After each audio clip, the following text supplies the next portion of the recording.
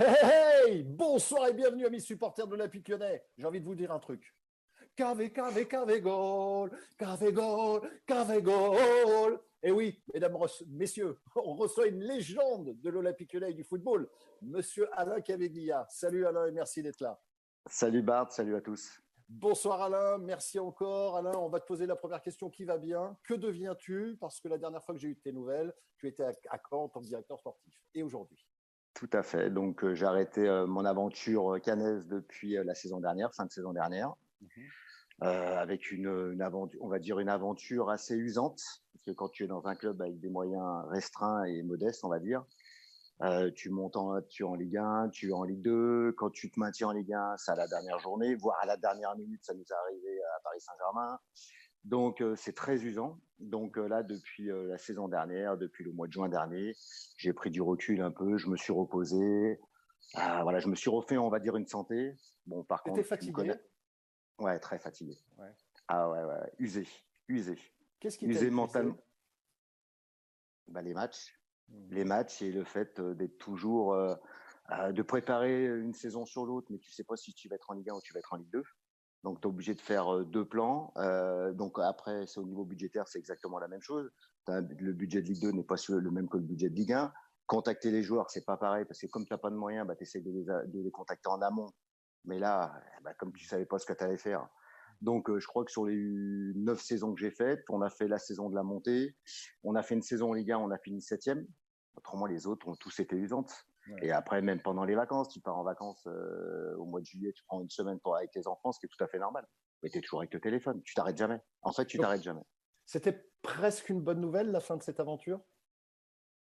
Honnêtement, ouais, il Ouais, fallait que ça s'arrête. Ouais, ouais. ouais, ouais, il fallait que ça s'arrête. Et là, je te dis, j'ai pris vraiment beaucoup, beaucoup de repos, de recul. J'ai bien besoin de réfléchir. Bon, tu me connais, j'ai été voir quand même tous les matchs, j'allais voir des matchs le week-end parce que c'est trop la passion et comme on en parlait hors antenne, on est piqué par ça, on est piqué C'est par le ça. football et voilà. Donc là maintenant, j'attends de voir, je vais rester dans le football et puis je prends mon temps pour refaire une autre aventure dans le football, tout simplement. D'accord, tu n'as pas enlevé la prise, tu prends juste une petite pause. Tout à fait, c'est tout à fait ça. J'ai posé la question aux supporters de l'Olympique Lyonnais via les réseaux sociaux de voilà ce qu'ils voulaient savoir sur toi. Ce que je voudrais te dire, c'est qu'il y a énormément de messages, tout simples. Dites-lui simplement que je l'aime, que je l'adore, qu'il fait partie de mes meilleurs souvenirs. Est-ce que tu as conscience, les yeux dans les yeux, d'être une idole à l'OL, KV, ou est-ce que ça te dépasse? Une idole, non. Une idole, non. Après, je pense qu'ils sont reconnus en moi, comme j'étais un Lyonnais, j'ai jamais triché. J'ai essayé d'être le plus possible proche des supporters, parce que comme quand j'étais petit, ben moi j'allais sous l'horloge à Avec ton Gerland, papa? avec mon papa et mon frère, après avec mes potes des Minguettes. Donc voilà, donc je savais ce qu'ils ressentaient. Et en fait, une idole, non, mais par contre, une personne qui était proche d'eux, oui, je pense. Lorsque tu fais tout ton parcours à l'Olympique Lyonnais, à l'époque où tu joues à l'AS Saint-Priest, si je ne dis pas de bêtises, ensuite tu arrives à l'OL, c'est bien ça. En 87 ou 89, j'ai plus 87 ou 89, je me souviens plus. Tu n'as pas de proposition, tu vois. Voilà, c'est un peu une espèce de fin du voyage à l'OL. Est-ce qu'à ce moment-là, c'est la gifle ou est-ce que ça fait partie de la vie du footballeur quand on te propose rien en définitive après le centre de formation? Non, c'était pas la gifle, c'était je pense que ça m'a même fait du bien. Je suis parti, j'avais deux clubs, je m'en rappellerai tout le temps, c'était Chaumont qui était en Ligue 2 et qui était Guignon. Mhm. Je suis parti à Guignon parce que c'était plus proche de Lyon déjà, c'était la première des choses. C'était un club amateur. C'est pour ça que tu as choisi Guignon, parce que c'était plus proche de Lyon.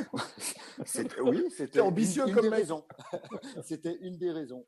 Et voilà quoi. Non, je pense que ça m'a servi. Il faut savoir en fait se servir des choses aussi bien positives, mais surtout des choses négatives. Et le fait d'être parti tout seul, de retrouver un peu des bases, parce qu'en fait, à Guignon, tu travailles toute la journée. Hein. Tu finissais à Ouais. 4h30, tu t'entraînais à 5h le soir, alors qu'on était un club de Ligue 2. Hein. Tu faisais quoi comme Euh, taf? Moi, je travaillais dans une boîte extérieure, une boîte d'électricité, et après, je travaillais aux Forges de Guignon, dans les Génial. bureaux. Mais bon, travail, bon, ça faisait deux quand même pour nous, hein, les jeunes joueurs. Il y avait Gilles Constantignan, il y avait Christian Pollack, il y avait beaucoup d'anciens Lyonnais qui étaient. Puis moi, j'avais vraiment un bon pote à moi qui était Paco Bandera, je ne connaissais pas trop, qui était aussi issu des Minguettes. Et voilà, c'est des aventures humaines. On prenait très peu l'avion, on prenait le bus. On prenait le bus pour aller à Valenciennes, traverser la France, tu partais le vendredi matin. Donc déjà, quand tu pars déjà sur des bases comme ça, ton métier de footballeur, on va dire, bah déjà tu commences d'en bas, donc ça te donne déjà des valeurs. Et tu dis également, et je trouve ça très élégant de ta part, que quand tu reviens à l'OL, quand on frappe à la porte pour venir te chercher, pour toi, il n'y a aucun moment tu te dis c'est une revanche, etc. Voilà, je suis parti, j'étais un gamin, je reviens maintenant, je suis solide, etc. Pas du tout. Non, non, non, c'était pas une revanche. Par contre, je me suis toujours dit qu'un jour je reviendrai à l'Olympique Lyonnais. Ça a manqué de se faire. J'ai eu des contacts un an avant, je crois, si mes souvenirs sont bons, ou un an et demi. C'était un mercato d'hiver. Voilà, mais que des petits contacts. Et je me suis toujours dit que je reviendrais à l'Olympique Lyonnais. Ça, c'est sûr. Il fallait que je joue à Gerland avec le maillot de l'OL. C'est magnifique. 04 84 80 69 deux fois. Alain Caveglia, l'invité de One Night System spécial. Je suis trop content. On va accueillir David. Je suis sûr qu'il est content aussi. Bonsoir David et bienvenue à toi mon copain. Ouais, bonsoir Bart, bonsoir Alain. Donc oui, Bonsoir. clairement, je suis comme un fou. Je suis comme un fou parce que moi, justement, je suis de la génération qui prend Alain pour une idole, clairement. Moi, mes premiers souvenirs au stade, c'est votre génération. Donc vous en étiez le symbole. Donc clairement, ouais, je suis comme un fou. Et comment dire, au-delà de mon manque total d'objectivité envers Alain, ça m'intéresse vraiment d'avoir son avis parce qu'il n'y a quand même pas grand monde dans comment dire, qu'on puisse inviter, qui a la casquette de supporter, comme nous tous, de joueur, qui a été capitaine, légende du club et aussi un ancien dirigeant de club pro. Donc c'est vrai que son avis m'intéresse fortement. Donc moi, en fait, ma question, c'est que l'OL a vraiment grandi, a vraiment changé de dimension par rapport voilà, il y a 20-25 ans. Par contre, moi, depuis quelques années, on est parfois un peu frustré par l'OL, malgré la présence de vrais grands talents dans l'équipe. Par exemple, la génération Titi Fekir qui part sans avoir gagné quelque chose, bon, ça met la petite larme. Et comparé aux équipes qui ont marqué l'OL, comme celle d'Alain, comme celle des premiers titres, etc., est-ce qu'il n'y aurait pas peut-être un peu moins d'identité lyonnaise, un peu moins d'esprit de corps, de leader? Enfin voilà, je voulais savoir l'avis d'Alain sur l'OL actuel dans le jeu et éventuellement ce qui manque et aussi ce qu'on a en plus par rapport à d'autres équipes qu'il a pu connaître. Merci infiniment David pour cette excellente question. Est-ce que tu trouves... vas-y, je vais te laisser répondre d'abord. Bonsoir déjà David. Alors déjà, moi je pense que déjà il y a eu une première génération qui est la génération de Flo Maurice quand l'Olympique Lyonnais finit deuxième au classement. Après, on va dire il y a une autre génération à nous où on n'a pas gagné de titre, on a fini troisième, où là c'était plutôt une équipe de copains avec des leaders forts et qui justement portaient un petit peu. Qui étaient ces leaders en question? Alors au départ c'était Pascal Olmet. Ouais. Il y avait Franck Gava, mais qui est lui plutôt un leader technique. Après, dans notre génération, un peu plus après, il y a eu Greg, il y a eu Cholaville avec moi, il y a eu Fifi Violo. Voilà, on apportait quelque chose de peut-être de plus. On avait peut-être beaucoup moins de qualité, mais par rapport justement à nos valeurs à nous, on pouvait se transcender sur un terrain. Et après, il y a eu vraiment Sony qui est arrivé, qui a apporté vraiment le plus. Et là, il y a eu tous ces titres de champion de France. Mais tous ces titres de champion de France, ils avaient vraiment, pour moi, la plus belle génération, la plus belle équipe. Qu'est-ce qui leur manquait? Je pense qu'il leur manquait juste un Karim Benzema qui est 2-3 ans de moins pour pouvoir jouer avec eux, tout simplement. Et ils auraient gagné la Coupe d'Europe. Quand tu dis... Vas-y, pardonne-moi. Et après, juste pour finir, et après, par contre, donc là, Lyon a gagné des titres. Ils étaient au-dessus du lot dans le championnat français. Il leur manquait pas grand-chose pour gagner quelque chose en Coupe d'Europe. Mais après, il y a eu Paris qui est arrivé avec le Qatar. Et là, je pense que si Paris n'arrive pas avec le Qatar, comme tu disais, David, avec la génération qui a eu Fekir, Tolisso, Lacazette, je pense qu'on aurait pu avoir beaucoup d'autres titres. Et après, pour aussi continuer à répondre à ta question, moi, je pense que là, à l'Olympique Lyonnais, il manque de leader. Voilà. Pour moi, sur ce que je vois d'extérieur, il manque d'Etoli. Et voilà, c'est mon ressenti à moi. C'est intéressant ce que tu dis. Je vais reprendre le début de la réponse de ta question quand tu dis qu'à ton époque, finalement, ce qui a fait la force, le pouvoir du groupe, c'était la bande de copains avec des leaders. Alors, ma première question, c'est de savoir, quand on est une bande de potes pour se dire les choses par moment, c'est difficile quand même, tu vois, quand il y a l'amitié qui est au milieu de tout ça. Comment Oui, ça c'est se passe? difficile. Mais après, justement, je pense que j'ai été capitaine de l'équipe pendant 3 ans, si mes souvenirs sont bons. Bah, justement, comme tu es respecté, quand on te dit, même quand on me disait quelque chose à moi, je le prenais très très bien. Parce qu'en fait, moi, je savais très bien que c'était pour le bien de l'équipe. Donc là, dans cette époque-là, alors je ne vais pas dire que maintenant c'est beaucoup plus individualiste qu'avant, mais nous, on pensait collectif. Et même une personne comme Greg, qui est arrivé, ça a été très difficile pour lui, je m'en rappelle très très bien. Un Il arrive enfer. après un enfer, hein. Il arrive après Pascal, il arrive au mercato d'hiver. Il arrive de Saint-Étienne. Il arrive de Saint-Étienne au milieu de saison, c'était super difficile. Il a mis 6 mois et on ne lui a pas fait de cadeau. Moi, je ne l'ai pas fait de cadeau parce qu'il venait de Saint-Étienne. Mais au bout de 6 mois, il s'est mis dans le moule. Et puis, il a fait sortir sa personnalité, il a fait sortir ses valeurs. Après, c'est comme s'il était lyonnais, tout simplement. Tu as savonné un peu la planche du fait qu'il vienne de Saint-Étienne, pas méchamment, mais tu as été dur avec lui. Dur, je sais pas, il n'y a que lui qui pourrait y répondre, mais ouais, ça n'a pas été facile pour lui. Ouais, ça n'a pas été facile pour lui. Ouais. Et c'est quelqu'un que j'ai une grande affection pour lui. C'est vraiment un super mec. C'est vraiment un super mec. Ouais. Merci encore, David, pour ta très belle question. Tu as parlé à l'instant de Sony. Ton départ est un peu lié à l'arrivée de Sony, Tony Vérel, etc. Tu sens à ce moment-là que ça va devenir peut-être, j'ai bien dit, peut-être un peu compliqué pour toi pour faire ta place. Est-ce que je me trompe quand je dis ça? Tout à fait. Alors que, paradoxalement, j'ai peut-être fait ma meilleure saison de toute ma carrière, la saison 98-99. Je dois marquer, je ne sais plus, je dois marquer 17 buts, si mes souvenirs sont bons. On finit 3e. Donc, on fait le tour qualificatif. Tout le monde le sait de Maribor, où ça, je pense que ça a été très négatif pour moi. Je dois finir 2e ou 3e meilleur buteur de la Coupe de l'UEFA. On perd en quart de finale à Bologne. Comme tout le monde le sait, le match retour était extraordinaire. Et on perd la qualif au match aller, pas au match retour. Donc, je pense que j'avais fait la saison la plus aboutie de toute ma carrière. Après, il y a Tony qui arrive, il y a Sony. Sony, c'est un extraterrestre pour moi. Il y a Pierrot.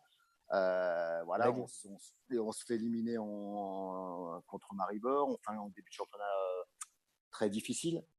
Et après, j'ai senti qu'après, ça allait plus aller. Et puis, et pour le bien, et ça, je pense que beaucoup de joueurs de l'équipe de l'époque le savent très bien. Et pour le bien de mes anciens coéquipiers et mes potes, il valait mieux que je parte. À mon avis, il valait mieux que je parte. Ça a été violent en revanche? Ah oui, voilà. Ah oui, ouais. Très, très violent. Quand tu dois partir comme ça du jour au lendemain, même si tu savais déjà je le savais un petit peu depuis des semaines qu'il fallait que je fasse quelque chose.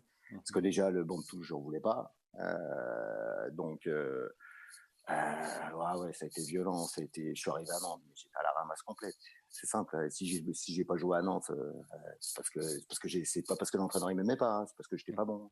Et en fait, voilà, la blessure, elle est très trop importante. Et en fait, il m'a fallu 6 mois. Après, j'avais signé au Havre pour les 2 dernières années. Et là, par contre, j'ai retrouvé le goût, le plaisir de jouer. Et puis, mais voilà, tu as fait quoi, une petite déprime, quoi, quasiment après ton départ de l'OL? Des primes, je sais pas, mais ouais, ça a été difficile pour moi, la famille, pour tout le monde.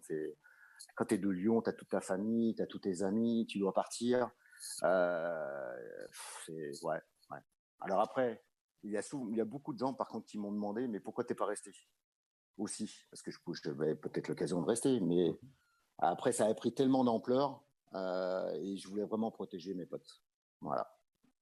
Parce que tu ne supportais pas d'envisager que tu ne jouerais pas. C'était ça qui était pour et toi aussi, inhumain. ouais, et aussi. Quand je me rappelle quand Sony se fait siffler sur le penalty de 3, j'ai dit ça c'est non, mais ça va plus. Ouais, ça va plus. Faut faire quelque chose. 04 84 80 69 2 fois. Encore un gros quart d'heure avec Alain Caviglia. C'est l'invité d'OL Night Système spécial tous les soirs sur l'antenne d'OL TV. On est là pendant le confinement. Le lien continue d'exister entre les supporters de l'Olympique Lyonnais et les médias du club. Je vous rappelle que toutes les émissions sont disponibles sur YouTube et gratuitement. C'est vrai que quand on te propose Lyon pour revenir, hein, parce que tu connaissais un petit peu, on t'aurait proposé le Milan AC, tu aurais dit non? Ou c'est la légende? Non, j'aurais dit non. Non, je me suis toujours T'es dit que je fou. revenais. Peut-être Ah, que je je suis plaisante. fou. Et quand j'étais gamin, j'avais 2 clubs, Barcelone et Lyon. D'où ton Barcelone, numéro pourquoi? 14 d'ailleurs. Barcelone parce qu'il y avait Johan Cruyff, voilà, et Lyon parce que c'est le club de ma jeunesse. Alors, par contre, peut-être que si on m'avait posé la question, et si Barcelone serait venu, il y avait Lyon. Mais bon, là, je pense que j'avais pas le niveau pour les jouer à Barcelone, donc c'est très clair. Non, non, mais il n'y avait aucune question. Même s'il y avait des plus grands, des bons clubs européens, parce que j'avais fait une bonne saison là, j'avais fait 2 bonnes saisons au Havre. J'étais international à prime. Donc, non, dès que Lyon s'est mis, dès que j'ai eu l'appel de Bernard Lacombe, Feu. c'est bon, j'ai dit, on y va, quoi, tout simplement. Alors, on va parler comme des vieux. Est-ce qu'aujourd'hui, c'est possible encore un Ghosn qui dit on me propose le Milan, rien à foutre. Moi, je veux retourner là où je suis né, finalement. Est-ce que ça existe encore ou est-ce que voilà, c'est une autre Je, génération? je pense que oui. Tu crois que oui, franchement? Je pense que oui. Je pense que si mes souvenirs sont bons, d'après ce que j'ai vu, tu dois avoir un invité qui c'est Anthony Lopez dans pas longtemps. Ouais, Ah, c'est ça. tu lui poseras la question. Oui, mais alors l'exception confirme la règle.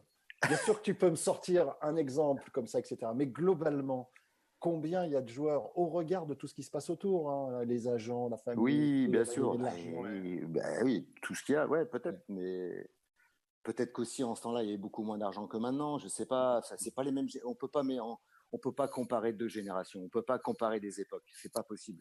Moi, j'avais ça dans le sang et même pour gagner moins d'argent, j'aurais signé à l'Olympique Lyonnais. Ça, c'est sûr. Pour la petite histoire, on rappelle que tu as découvert Anto Lopez, hein, parce qu'à un moment, tu étais son agent quand c'était un enfant, vraiment, et tu avais déjà eu le regard d'un professionnel, tu sentais que c'était un gardien qui avait du potentiel, et ça, personne ne le sait. Tout à fait. Ouais, il était 4e ou 5e gardien de l'Olympique Lyonnais. Et tu t'es dit, je vais m'occuper de toi. Je vais m'occuper de toi, tout à fait. Ouais. Bon, après, je suis parti à Caen il a fait la carrière qu'il a fallu. Et je pense qu'il a bien été aidé par Joël Batz, qui avait tout vu tout de suite en lui. Bon, on va pas dire Joël Batz, tout le monde le sait, les qualités d'entraîneur. Et là, je pense que Greg a repris un petit peu le pouvoir aussi avec Anto et voilà. Il faudra lui poser la question. Pour Ok. moi, Anto, c'est l'un des meilleurs gardiens, on va dire européens, mais presque. Ouais. 04 84 80 69 deux fois. Bonsoir Karim et bienvenue à toi, mon vieux. Bonsoir Bart, bonsoir Alain, légende du club. Bonsoir. C'est un plaisir d'échanger avec toi. Et pour ceux qui connaissent pas, parce que moi j'étais gamin à l'époque, mais c'était une équipe de mouille maillot l'époque d'Alain Caveglia. On avait des Malbranck, on avait des Violos, on avait des Linares, on avait Cavegol. On avait vraiment la ville aussi qui était patron de la défense centrale. On avait vraiment une équipe qui mouillait le maillot. Et ça, Et c'était tu pouvais aller à la guerre, hein. même si on À gagnait la pas guerre, beaucoup. tu peux aller avec ceux que tu as Ah cités, ouais. là. Tu peux y aller.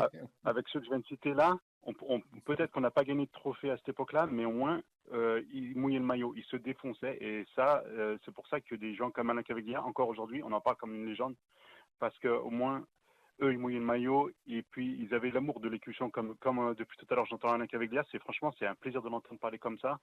Et franchement, ça fait chaud au cœur de voir un Lyonnais comme ça qui aime le maillot. Et merci rien que pour ça, Alain. Et en tout cas, nous, on t'apprécie pour ce que tu as fait à Lyon.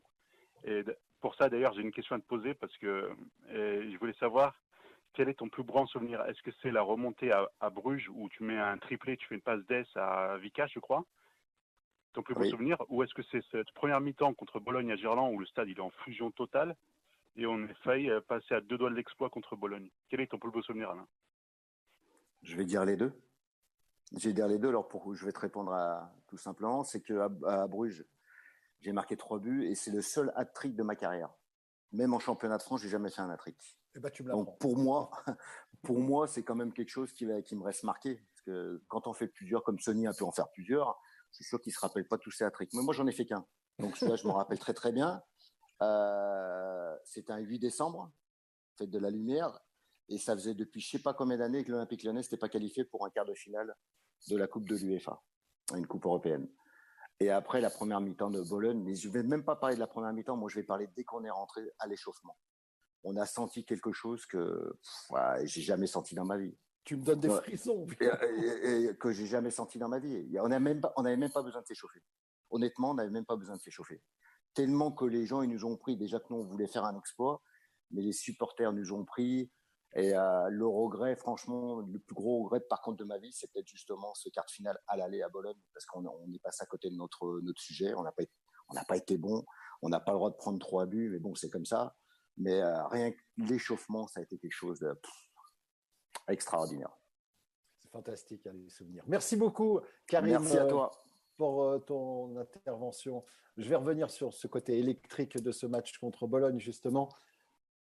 Est-ce qu'il y a une explication, en fait, ou est-ce que ça, c'est un truc qui est impalpable? Quand tu dis que vous rentrez sur le terrain, vous sentez qu'il se passe quelque chose. Mais il se passe quoi? Que tu peux te transcender et que tu peux faire l'exploit.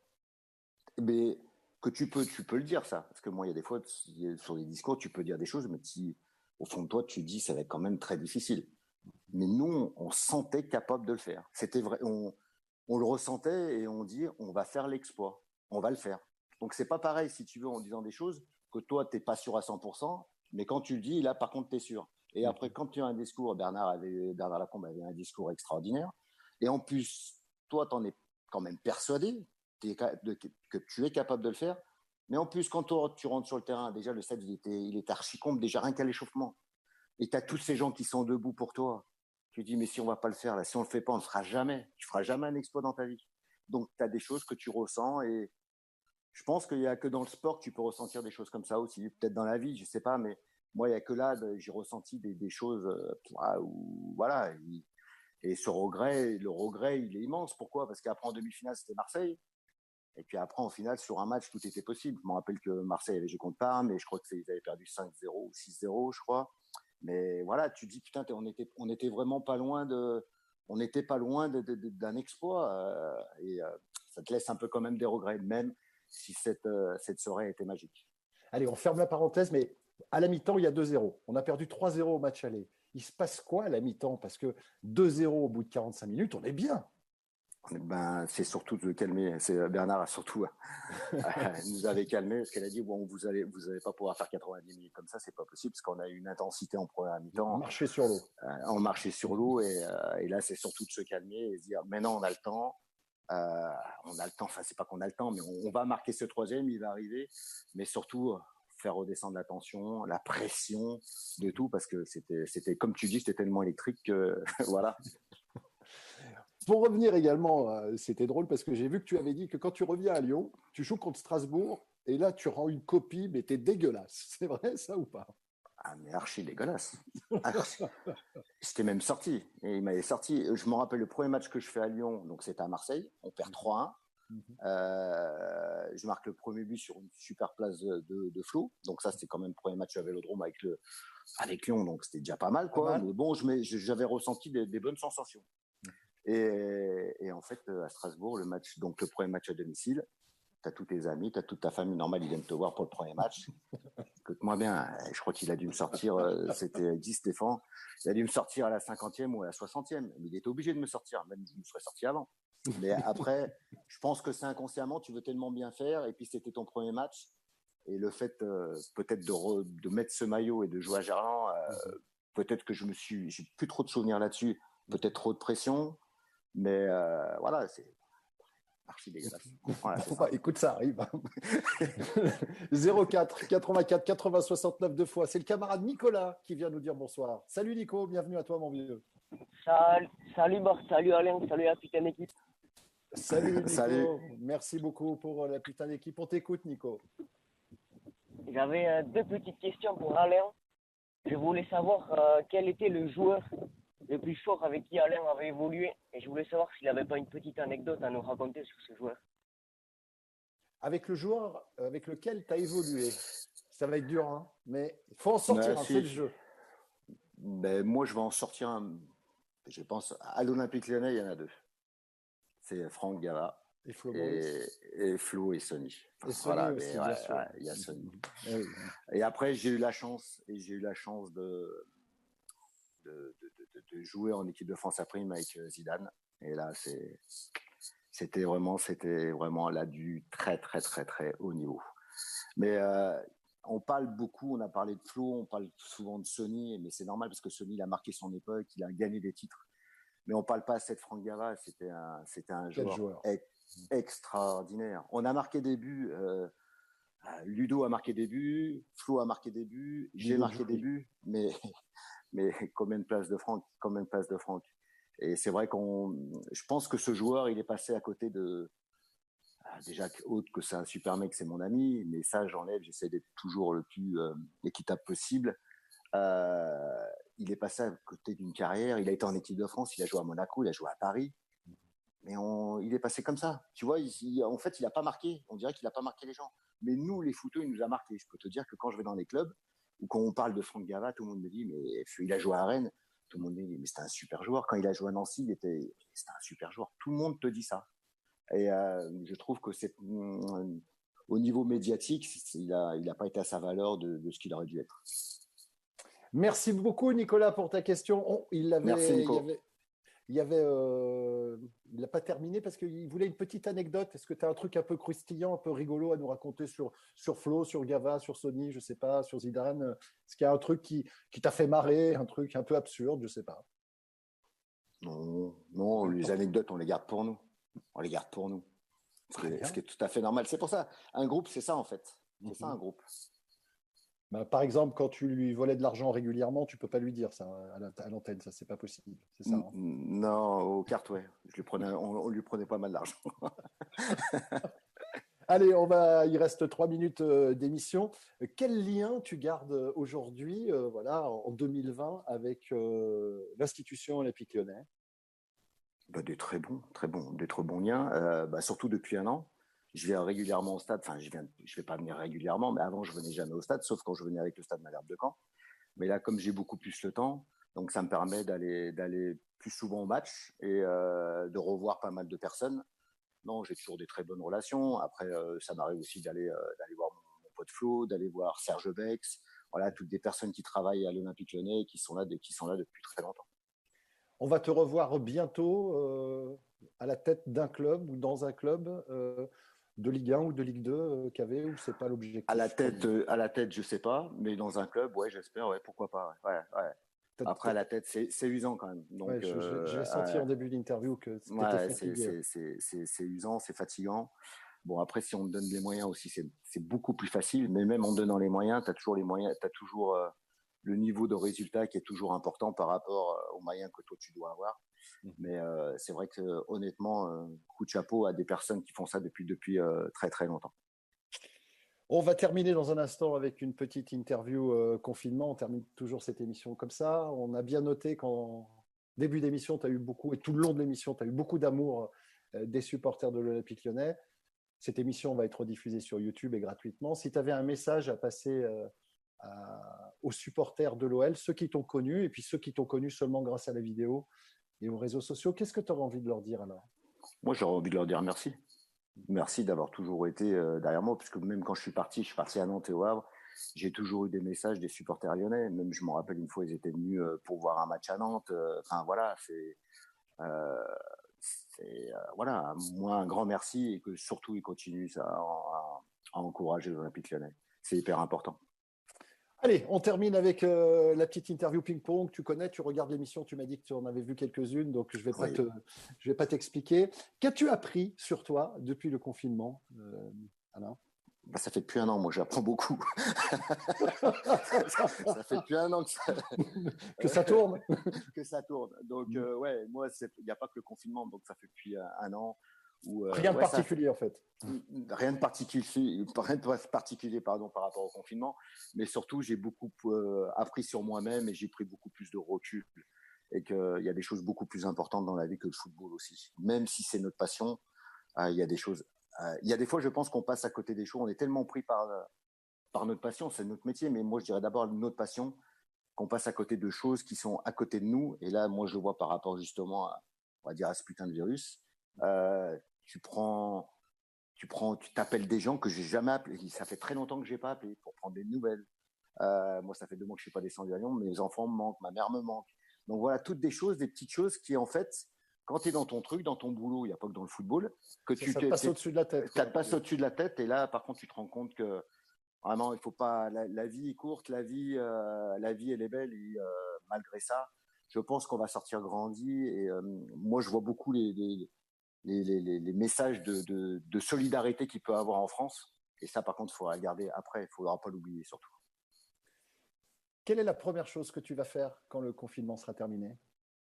La première chose que je peux faire, c'est descendre à Lyon pour aller voir mes enfants. Ouais. Que vois-tu de ta fenêtre depuis le confinement? J'aimerais bien qu'on voie le soleil.